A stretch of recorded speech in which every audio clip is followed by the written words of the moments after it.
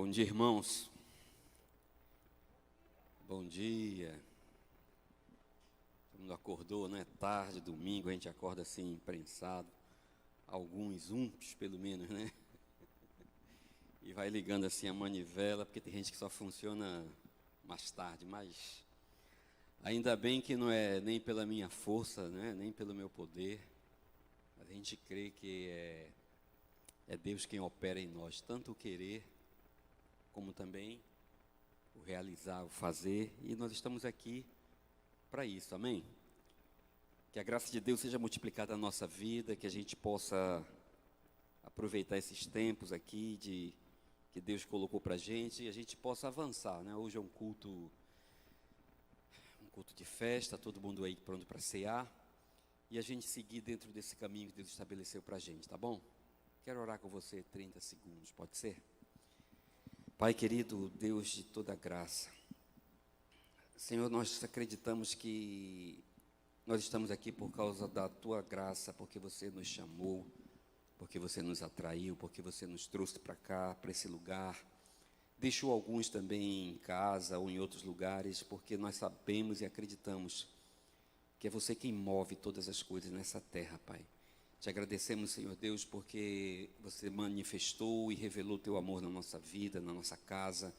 Te agradecemos pela Tua palavra que foi revelada, te agradecemos pelo Teu Filho que morreu com o Teu consentimento. Te agradecemos, Senhor Deus, porque Você tem nos reunido da maneira que Você quer, seguindo o Teu propósito, Pai. Te agradeço, Senhor, porque Você nos reuniu nessa manhã aqui, ao redor dessa mesa, para nos servir algo que eu creio que é totalmente Teu, Senhor Deus, que possamos comer, que possamos nos alimentar, que possamos sair daqui um pouco mais nutridos, que a gente possa sair daqui, Senhor Deus, com a convicção de que avançamos um pouquinho mais em direção ao propósito que Você tem para cada um de nós, para a Tua igreja, para o Teu povo, para a Tua gente, para esse povo que Você chamou de seu, para esse povo que Você quis ter ao redor da Tua casa, ao redor da Tua mesa, Pai. Que seja uma manhã de graça, que seja uma manhã de regozijo, que seja uma manhã de alegria, que seja uma manhã de felicidade, que seja uma manhã, Senhor Deus, iluminada pela Tua glória, pelo conhecimento daquilo que Tu és nesse lugar, Senhor Deus, e que nós aqui, eu, possa apenas, Pai, cumprir o propósito que Você designou para hoje, Senhor. Feliz por Você ter olhado diante da Tua prateleira, assim, e diante de tantos instrumentos, tantos utensílios, Você pegou um deles, Senhor, e é só isso que eu sei que eu sou. Um instrumento que Você usa para fazer o que quer, uma colherinha que Você coloca a papinha para alimentar o Teu povo com a comida que é Tua, com o pão que é Teu. Nisso eu já estou muito feliz, muito agradecido, que toda a glória seja para Ti, que toda a honra seja para Ti, hoje e para sempre. Amém. Meus irmãos, hoje é ceia, tem a cerimônia, eu vou tentar ser mais direto. Eu quero convidar você a ler um trecho comigo, para a gente meditar um pouquinho na nossa vida, né? O que a gente tem feito na nossa vida cristã, diante das dificuldades, dos desafios, do que tem acontecido, do que não tem acontecido, que algumas coisas acontecem, outras não. E a gente poder, pelo menos, sair um pouco mais consolado e motivado a seguir essa caminhada com consciência daquilo que Deus tem para nós. Porque eu sei que é difícil, às vezes, para muita gente que tem, assim, geralmente o controle das coisas, que quer saber da segurança. O mundo nos oferece isso, né? O mundo nos cobra isso. A gente, quando quer vender alguma coisa, a gente vende segurança, a gente vende certeza. Ninguém quer comprar nada que não saiba que vai dar certo. Todo mundo quer comprar alguma coisa que sabe que vai dar certo. A gente quer saber como funcionam todas as coisas em cada etapa. Então, essa necessidade de controle de todos os processos na vida natural, isso é muito comum para a gente. E, por outro lado, é muito incômodo também, né? Porque quando a gente perde o controle de alguma coisa, não sabe o que vai acontecer, a gente fica angustiado, a gente fica ansioso, a gente fica meio maluco assim, inseguro. E a gente tem vivido um momento assim de muita insegurança, porque a gente não sabe muita coisa que vai acontecer. E parece que a gente começou a descobrir isso agora, né? que a gente não sabe muito bem o que vai acontecer, não sabe se vai amanhecer, não sabe como está a semana que vem, não sabe de muita coisa, e isso tem angustiado muita gente. Mas parece que isso não é uma coisa muito antiga. O convite para viver o Evangelho na vida que Deus estabeleceu para a gente é um convite que propõe isso. Onde a Bíblia diz que para que a gente não viva ansioso por coisa alguma, para que a gente viva melhor nessa terra, é melhor a gente confiar em Deus, é melhor entregar os caminhos a Ele e acreditar naquilo que Ele estabeleceu para a gente, porque o Evangelho não pode ser visto como a gente vê as coisas naturais. Então eu tento viver o Evangelho, viver essa vida que Deus me apresentou, de uma maneira assim bem equilibrada. É claro que quando você fala de Deus, quando você fala de fé, quando você fala do Evangelho, você vai esbarrar em alguns limites lógicos.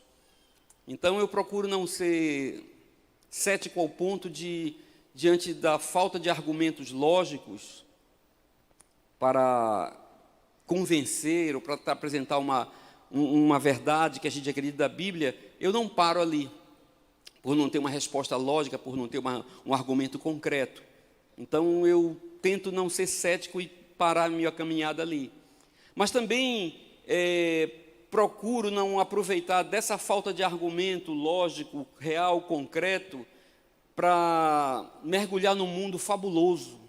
Como o apóstolo Paulo falou, né, um mundo de fábulas, cheio de alegorias, cheio de coisas assim que talvez nunca aconteçam, e sempre prospectando a realidade do Evangelho para um futuro que se adia cada vez mais, sempre para o amanhã, e a gente vivendo numa esperança às vezes fantasiosa, de que sempre amanhã será melhor, de que sempre amanhã vai acontecer, de que lá no céu e aquela coisa toda, e essa esperança que demora muito, que se adia muito, como diz o escritor aos Provérbios, faz com que a alma adoeça. Então tem muito crente com a alma doente, porque é apenas crente, porque tem apenas crenças, porque estabelece crenças naquilo que é conveniente para ele, naquilo que é conveniente para a mente dele, naquilo que é conveniente para a história dele, naquilo que é conveniente para a lógica dele. E para não morrer tão rápido, ele sempre prospecta para amanhã um futuro ou uma realidade do Evangelho que a gente já pode estar vivendo hoje. Então a gente não consegue viver dessa maneira assim tão polarizada. A gente tem que entender que Deus estabeleceu para nós uma vida, e essa vida ela é cíclica. É uma vida que tem sim altos e baixos. A Bíblia fala de montes, né? E a Bíblia fala de depressões, fala de vales e fala de lugares planos também.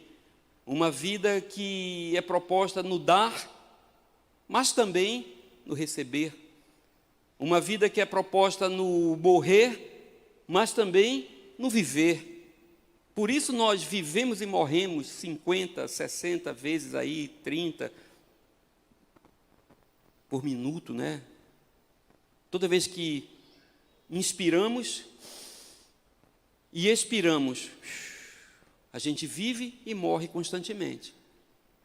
Porque se a gente quiser só viver, só inspirar e guardar esse oxigênio, Deus deu um jeito de transformar isso em veneno para que a gente possa liberar isso de novo, para poder depender dele a cada minuto, a cada hora. Mas ele sempre, irmão, sempre, ele nos apresenta formas para mostrar que essa vida, esse Evangelho, por mais abstrato que seja, por mais subjetivo que seja a ideia do Deus, é algo real, é algo para hoje, é algo para agora, é algo para esse momento. E isso faz com que não a nossa esperança se prolongue, mas a nossa fé se estabeleça. E baseado em cada passo de fé, nós conseguimos andar em direção ao propósito que Deus tem para a nossa vida. Então, quando a gente pensa nisso, a gente entende que o que Deus quer para a gente é algo viável, é algo para hoje. Porque a gente pode passar a noite inteira chorando, não é verdade? Ou não?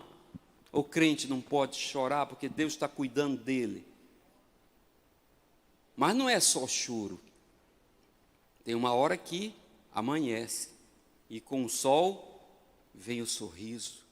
Então eu não posso ficar apenas pensando nisso. Então a gente, nesses momentos que a gente está vivendo hoje no mundo, né, a gente está muito inseguro, porque a gente nunca, essa geração basicamente nunca passou por uma crise dessa, de tanta insegurança, de ver tanta gente perto da gente, do nosso ciclo, assim, de repente partindo, e a gente achava, porque a gente sempre acha que a estatística é na casa dos outros, mas quando chega aqui a gente se vê na condição, né? Quando um colega da idade da gente parte assim rápido, um cara forte, aí você diz, poxa, poderia ser eu, e aí?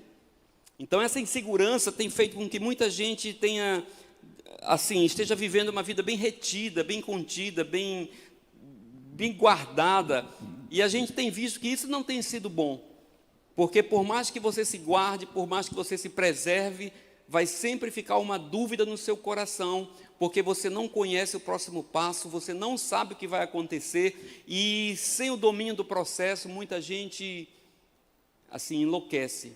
E eu quero convidar você a ler um trecho, que é um conselho de um dos homens mais sábios que já pisou nessa terra, pelo menos é o que se diz, que está no livro de Eclesiastes. Eclesiastes, capítulo de número 11.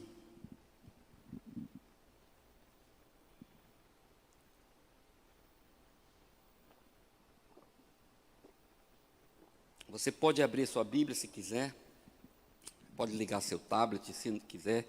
Se quiser ficar olhando aí, eu acho que vai aparecer também, não tem problema nenhum. Você já leu a Bíblia 1000 vezes, é daqueles caras que tem boa memória, decora tudo, não precisa abrir a Bíblia, vai só lembrando, que dá na mesma coisa, né? Meus irmãos, então aqui tem um conselho todo mundo achou? Achou?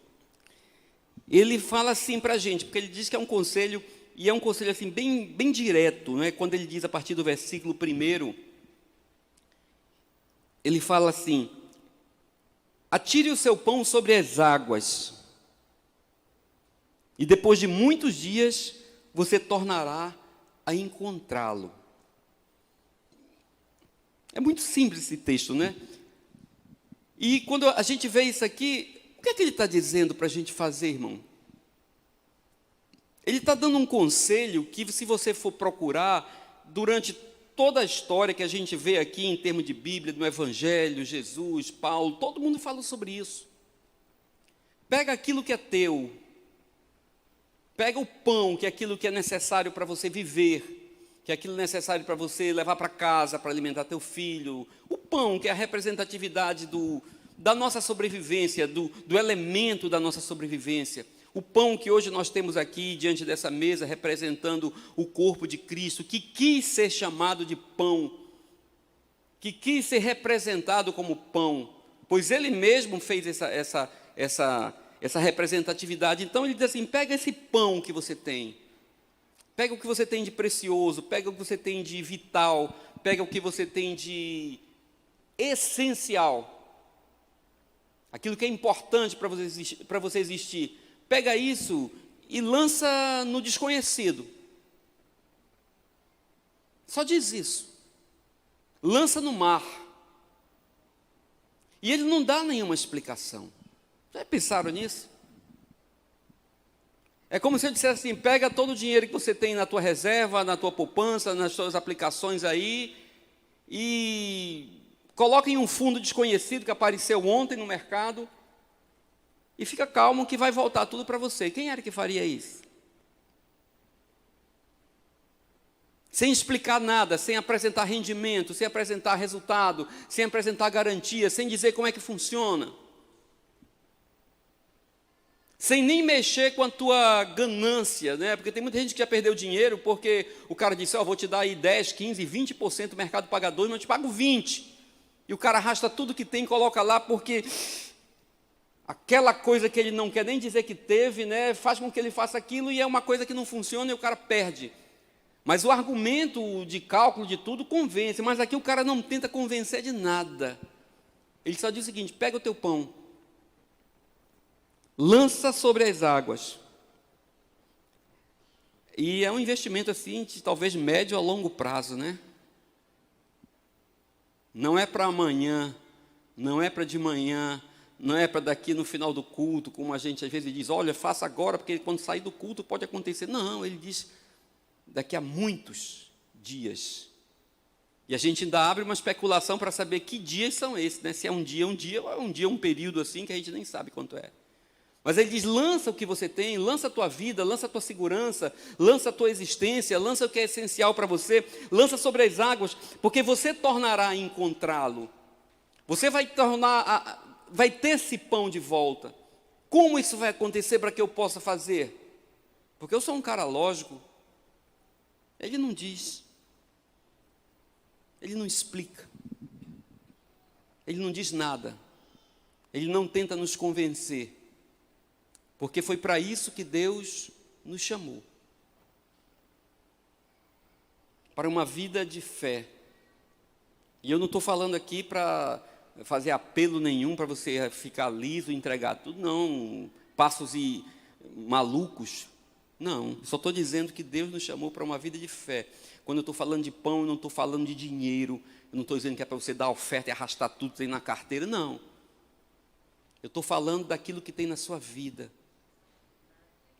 dos talentos que você tem, dos dons que você tem, da graça que você já recebeu, daquilo que independente da sua capacidade de mensurar se é muito ou pouco, mas que você possa olhar para a sua mão e falar, realmente a minha mão não está vazia.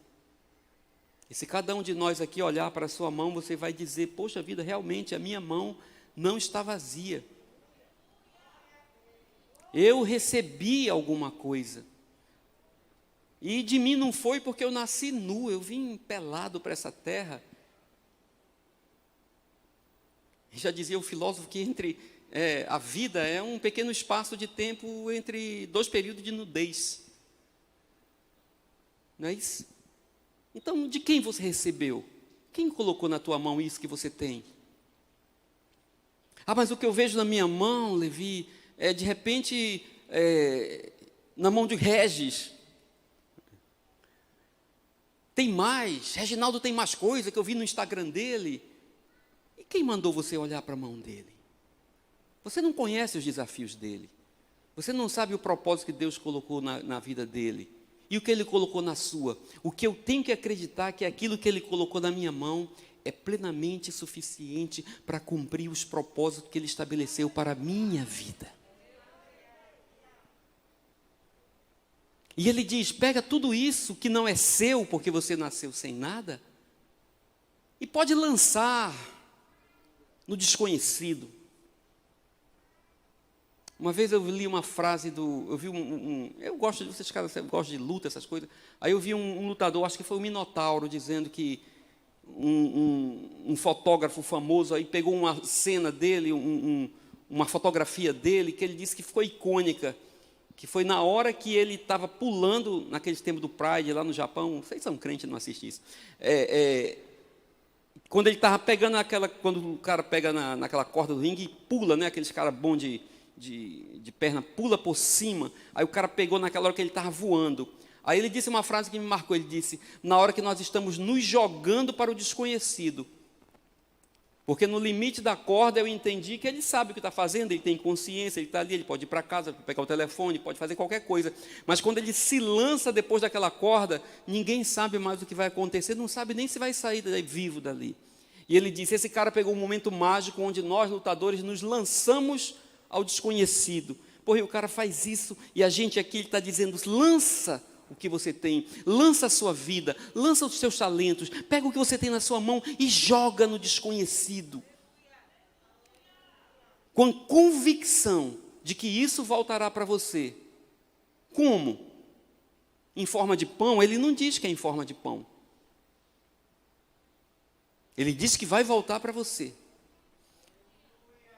Mas se pão é aquilo que é a sua subsistência, que é aquilo que você precisa, eu creio que isso vai voltar para mim com aquilo que eu preciso também. Muitos dias depois, que dias eu não sei, no dia certo, no momento certo, na hora certa.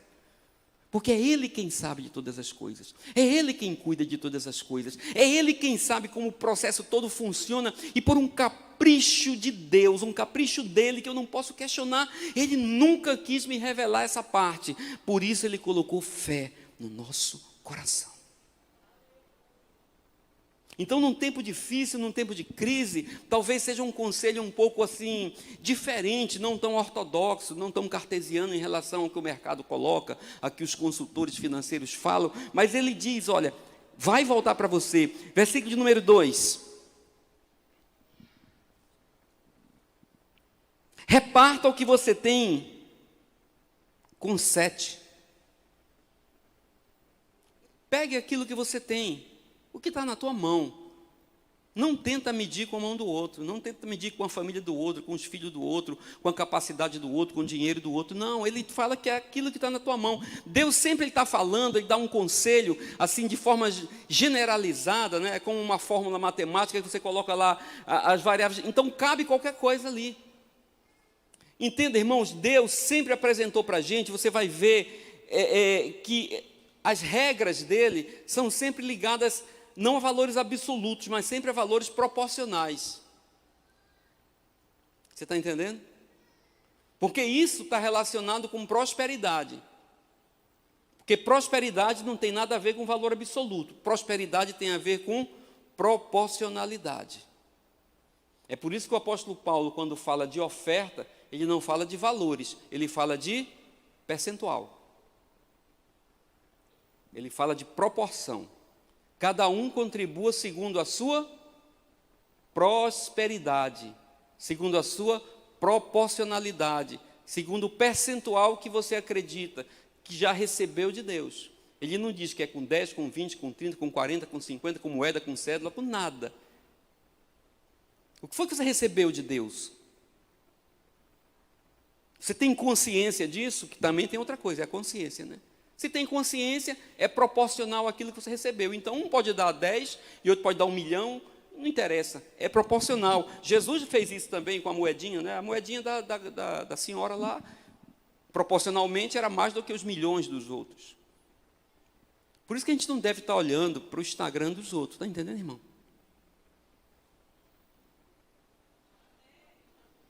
Porque isso pode deixar você deprimido.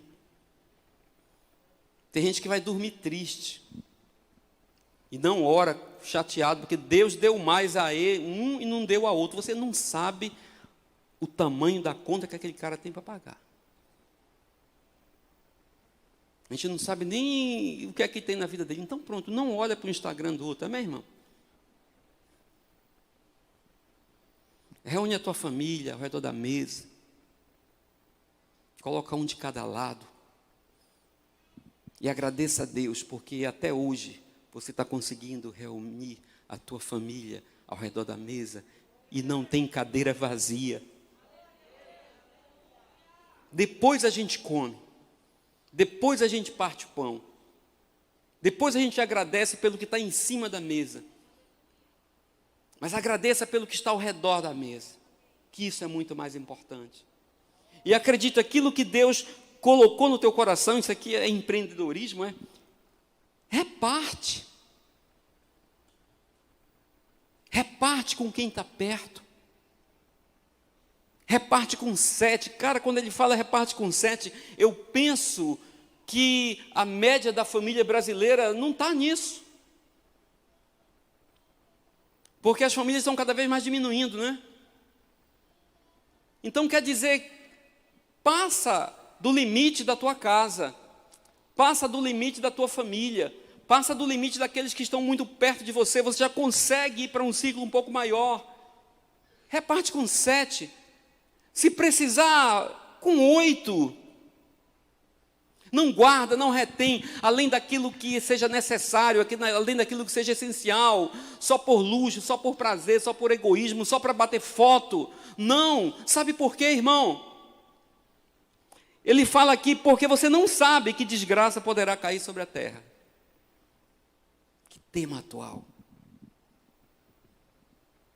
A gente não sabe como vai acontecer amanhã. Não sabe o que vai acontecer depois de amanhã. Não sabe qual é a próxima cepa, esse cara é pessimista. Não, eu creio em Deus. Eu não sei quantas cepas virão, quantas desgraças virão. Eu sei que virão muitas, porque o mesmo Deus diz que virão. Mas da mesma forma que Ele diz que virão tribulações que ninguém imaginou, Ele diz também que virá de Deus a graça. E como disse o Billy Graham, eu também já li a última página da Bíblia. Vai terminar bem. Como vai acontecer, eu não sei, essa parte do processo eu não sei, mas eu não sei o que pode acontecer, eu sei que eu tenho que dormir cada dia e amanhecer a cada dia, acreditando que é Deus que tem me sustentado, e mesmo eu tendo me lançado nesse desconhecido, nesse abstrato, nessa obscuridade do conhecimento, que é luz de Deus para a minha vida, mesmo assim eu sei que estou seguro, porque eu nunca vi um justo desamparado, e nenhum dos seus descendentes mendigar o pão. Porque aqueles que lançaram, um dia terão de volta. Então lança, reparte. Com 8, você não sabe o que vai acontecer amanhã. Versículo de número 3. Quando as nuvens estão cheias de água, derrama chuva sobre a terra. Um fato, quer uma árvore caia para o sul ou quer para o norte, ela vai ficar lá. Aquilo que é natural, cara. Se a árvore caiu para ele, ela vai ficar, isso é fato. A nuvem está cheia, isso não tem problema, a gente já sabe que vai chover. Não há o que fazer em relação a isso, não tem que ter fé. Você vê a nuvem cheia de água, eu tenho fé que vai chover, eu profetizo para essa nuvem. Isso já vai acontecer. Isso é natural. Quem vive disso está vivendo de ilusão do natural, já é um fato, já está estabelecido. Você não tem que ter fé para o que já é real. Você não tem que ter fé para aquilo que já aconteceu, que já foi estabelecido. Muitas vezes você tem que ter fé para receber aquilo que Deus já te deu, aquilo que Deus já fez, e que você mesmo assim não consegue acreditar que Ele já te deu. Para isso precisa ter fé. Não é assim? Porque algumas coisas já estão estabelecidas nessa terra. Algumas coisas pela palavra de Deus já são reais, mesmo que os nossos olhos não consigam ver. Tem um escritor espanhol, acho que ele estava assim, ele tinha lido a Bíblia, e ele fala assim, ele fala que a fé não é a certeza daquilo que não se vê, mas talvez daquilo que ainda não se vê. Esse cara deu uma navegada ali por Hebreus e depois soltou essa, né? E é isso, irmãos. O que Deus já estabeleceu, a palavra dele é real, mesmo que nós ainda não possamos ver. Por isso que a gente vive de convicção. E muitas vezes não de certeza. E o mundo quer que a gente viva de certeza. Um dia desse a gente teve até um embate, né? Acho que a menina estava lá com a minha filha. A gente estava falando sobre essa questão, estava presente ali, né, Debbie? Aí eu falando, não, por quê? Salvação e tal. A certeza, ela disse, não é certeza. No alto dos seus 20 anos, cheia de argumentos dissertativos, não é certeza, papai, porque para que haja certeza tem que ter um fato concreto. Se o fato não está concreto, não é certeza. Ele disse, cara, que verdade. O crente não vive de certeza, ele vive de convicção. Ficou mais difícil ainda, por outro lado, mais poético. Porque a fé é essa convicção daquilo que não vemos, do fato que ainda não existiu. E depois, Paulo falou que aquilo que já existe não é fé. Se fazemos pelo que já temos, não fazemos por fé. E ele está falando isso, queridos. Não vamos viver pelo natural, porque o natural já vai acontecer. Não precisa de fé para isso. Quem fica observando o vento não planta. Quem fica observando, olhando para as nuvens, não vai colher. Versículo 5. Assim como você não conhece o caminho do vento, quem conhece o caminho do vento? Ninguém, né? Assim como você não conhece o caminho do vento, nem como o corpo é formado no ventre de uma mulher, naquele tempo eles não sabiam, hoje a gente já sabe um pouquinho mais sobre isso, né? Nem como o ventre no corpo é formado no ventre de uma mulher, também não pode compreender as obras de Deus, o Criador de todas as coisas. Ponto, fato. Quem vai entender as obras de Deus? Qual o curso de teologia que você vai fazer para entender as obras de Deus? Eu já descansei sobre isso, eu não tento entender, porque ele já disse que eu não vou entender, então vou perder tempo. Como eu já sou um cara que passou dos 50, a gente valoriza muito tempo. Eu não vou gastar meu tempo em coisa que não vai dar resultado. Só levantei da minha cama e vim para cá hoje porque eu acredito que dá resultado. Então não dá para entender as coisas de Deus. Não dá para entender o plano de Deus. Não dá para entender como Ele faz as coisas. Por isso Ele apenas diz o que fazer. E para que a gente não fique ansioso, para que a gente não fique deprimido, para que a gente não fique achando que é tapadinho, Ele colocou dentro de nós, sem a gente pedir, sem orar, sem fazer nada, Ele colocou o fator fé. Aquele chipzinho que Ele implantou na gente, que faz com que anule, que é tipo ser um firewall que impede aquelas perguntas. Por quê? Porque a fé vai travando isso aí e vai deixando passar os comandos de Deus. E você vai simplesmente mandando o processador fazer, contrariando muitas vezes a lógica, contrariando a natureza, contrariando a direção do vento, contrariando tudo. Porque nós vivemos por fé. Então a gente nunca vai entender as coisas do Senhor. Então, versículo 6, conselho para você amanhã, segunda-feira, você que está em casa, parado, com barba grande, sem tomar banho, esperando a pandemia passar, esperando as coisas voltarem ao normal, para retomar a sua vida. Plante de manhã a sua semente. Plante de manhã a sua semente. Que semente, Levi? Faz 1 ano e meio que eu estou em casa, sem tomar banho, barbado, esperando a pandemia passar, não ganhei nada. Olha para a tua bendita mão. Deus é aquele que manda plantar. Mas para que você não fique com a cara mexendo, dizendo que Deus manda fazer alguma coisa que você não pode, a minha Bíblia diz que é Ele quem dá semente ao que semeia. A soberania de Deus envolve todos os ciclos, não deixa nenhuma brecha, não deixa nenhum deslize, não deixa nada que vá depender de você.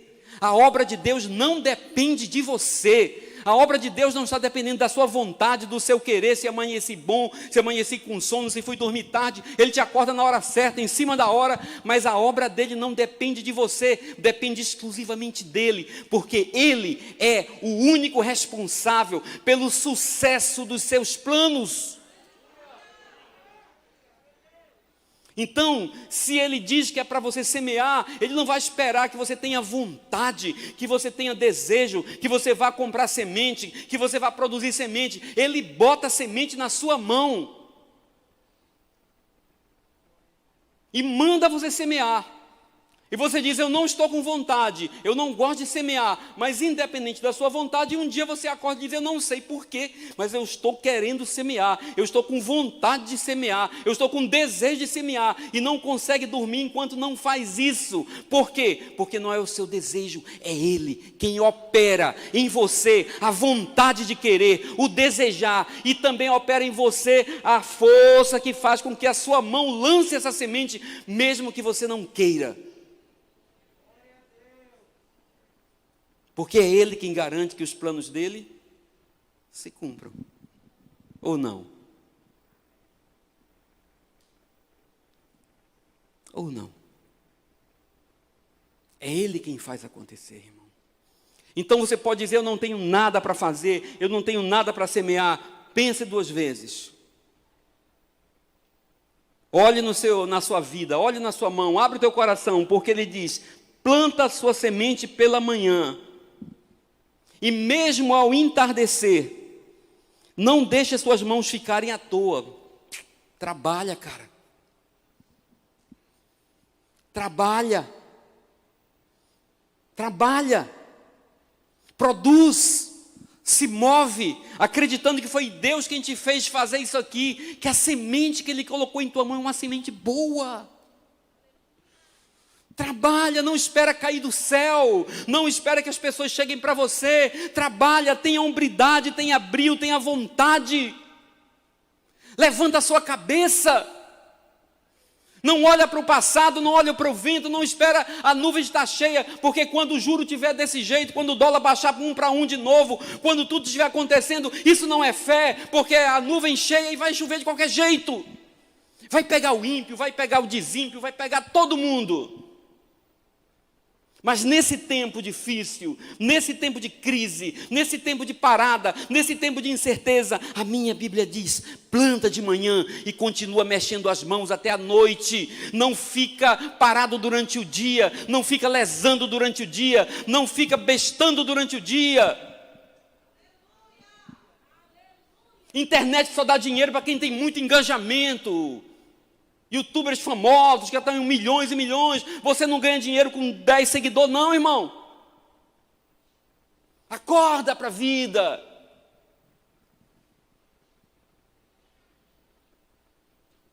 Trabalho nunca foi castigo.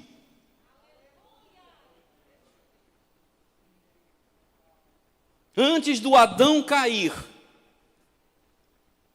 porque o Adão caiu, ele comeu a maçã, ele pecou, aí Deus mandou o homem agora trabalhar. Não é isso que dizem? Isso é coisa de preguiçoso, irmão, de quem quer a vida, ganha a vida à custa dos outros. A primeira coisa que Deus colocou como privilégio para o homem depois que o formou, eu acredito nisso. A primeira coisa que Deus, quando formou o homem, levantou aquele cara, devia ser um cara bonito, forte. Ele disse, agora você vai trabalhar. Tudo que eu comecei, você vai ter o privilégio de compartilhar da minha criação. Pode cuidar de tudo isso, tenha domínio sobre todas as coisas. Pode dar nome aí, fazer tudo. Isso aqui é para você cuidar, o mundo que eu criei é para você cuidar, e você vai cuidar com trabalho. Então tira isso da tua cabeça. Trabalho é uma dádiva, é um privilégio de Deus para a vida do homem poder compartilhar da sua criação. O que não existia era salário, é diferente, mas é outro assunto. Então Deus deu trabalho, depois que deu trabalho Ele deu a mulher, não é, irmã Jane? Vamos poder bancar, cuidar, fazer aquela coisa toda lá, ajudar. Então não fica parado, irmãos. Trabalha. Até o final do dia, não deixe a tua mão à toa, pois você não sabe o que acontecerá. Você não sabe se aquela besteirinha que você tem, aquele donzinho que você tem, eu só sei fazer crochê, você não sabe se isso vai virar uma febre mundial. Mas eu descobri um isótopo que é diferente no mundo todo. Você não sabe se isso vai ser um grande fracasso. Porque chega uma hora que você não tem resposta. Amém. Você não sabe qual semente aqui vai germinar. Se eu soubesse, eu pegaria o e-mail ou o WhatsApp só dessas pessoas. Amém? E mandaria essa mensagem só para elas, porque para as outras não vai dar certo mesmo. Mas como eu não sei, Deus me manda falar para todas. E quem é que sabe qual vai dar certo, irmão? Deus, seja crente, diga Deus. Então, como eu não sei qual semente vai dar certo, trabalha, lança. O mundo chama isso de empreendedorismo, chama isso de acreditar na sua ideia. Eu chamo isso de confiar na semente que Deus colocou na sua mão, mesmo que ela pareça pequena, mesmo que ela pareça insuficiente, como aquele garoto que tinha alguns pães e alguns peixes, e não dava para todo mundo, mas quando ele lançou aquilo sobre as águas, quando ele lançou sobre o desconhecido, quando ele lançou sobre a palavra de Deus, aquilo foi suficiente sim, para alimentar multidões. Amém? Isso é empreendedorismo segundo o que a palavra de Deus diz, segundo a vontade de Deus. Você não sabe o que vai acontecer, se é essa ou aquela que produzirá, ou se as duas de repente vai dar certo. Que coisa boa, estourou a boca do balão, as duas deram certo. Eu tinha uma ideia boa e uma ruim, lança as duas.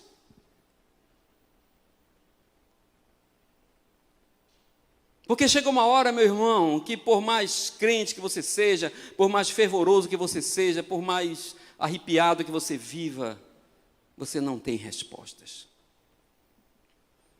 Se você lembrar o que Jesus falou para os seus discípulos, Marcos capítulo de número 4, quando ele falava ali sobre aqueles tipos de sementes, vocês lembram tudo isso, né? A gente vai passar a palavra para o pastor, rapidinho, só para fechar.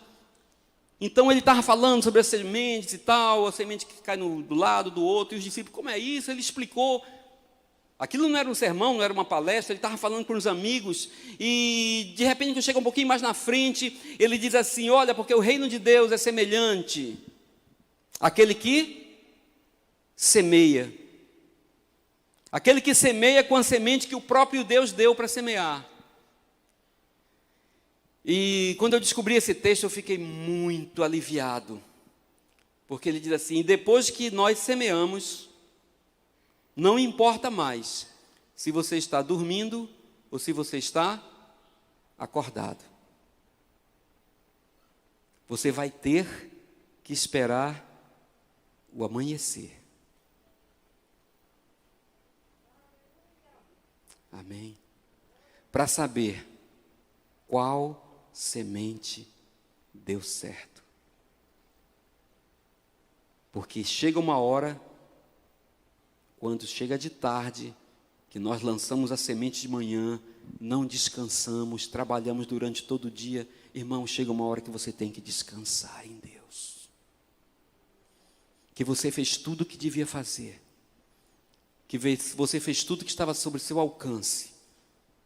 Chega nessa hora que não adianta ficar acordado, fazendo vigílias, gritando para Deus, ele em pé, rolando. Não adianta mais nada. A Bíblia diz que tanto faz você ficar dormindo ou acordado. Isso hoje é por sua conta. Ah, mas eu quero ficar acordado para ficar olhando. É por sua conta, não vai mudar nada em relação ao processo que Deus estabeleceu. O processo está na mão dele, o controle está na mão dele, o crescimento está na mão dele. Quem vai determinar tudo é ele. A partir daí você tem que apenas esperar o momento em que vai crescer, que vai germinar, para que na hora da colheita você possa colher de acordo com o que Deus estabeleceu para a sua vida.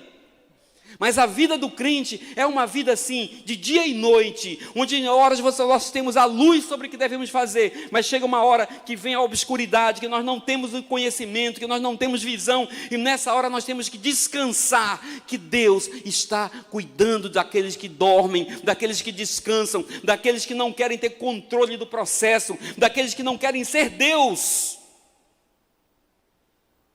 daqueles que vão sim depender de fé, para acreditar que nesse processo Deus está fazendo o melhor que pode ser feito em relação àquilo que foi determinado, em relação àquela semente que foi lançada, irmãos.